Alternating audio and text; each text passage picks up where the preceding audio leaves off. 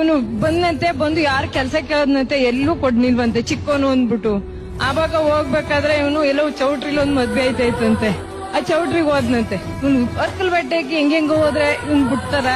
ಆವಾಗ ಯಾರೋ ಇದ್ ಮಾಡೋರು ಯಾರೋ ಸೆಕ್ಯೂರಿಟಿ ಯಾರೋ ಬಂದು ಈಚೆಗೆ ರೋಡ್ಗೆ ತಂದು ಇಟ್ಬಿಟ್ರಂತೆ. ಇಟ್ಬಿಟ್ಟಾಗ ಇವನ್ ಏನ್ ಮಾಡೋರು ಅಳ್ತಾ ಹೋಯ್ತಾ ಇದ್ನಂತೆ.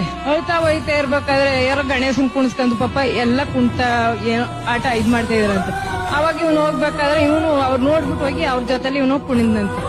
ಕುಣಿತ್ಲ ಅವಾಗ ಅವ್ರ ಪಾಪ ಏನೋ ವರ್ಷ ಹುಡ್ಗ ಇವನು, ಏನೋ ನಿಮ್ಗೆ ಪ್ರಾಬ್ಲಮ್ ಏನೋ ಯಾವ ಊರೋ ಏನೋ ಅಂತ ಕೇಳಿದ್ರಂತೆ. ಅವಾಗ ಅಣ್ಣ ನಮ್ಗೆ ಊಟ ಕೊಡಿಸ್ರಣ್ಣ ಅನ್ನಂತೆ.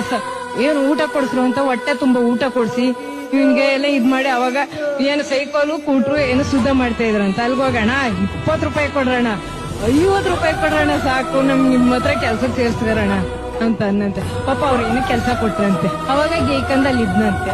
ಇರ್ಬೇಕಾದ್ರೆ ಯಾರೋ ನಿಮ್ಮಂತೆಯವರು ಅವಾಗ ಕೆಲ್ಸಕ್ಕೆ ಸೇರಿಸಿ ಇವಾಗ ಈ ತರ ಆಗೋನೆ ತುಂಬಾ ಸಂತೋಷ ಇತ್ತು ಸರ್.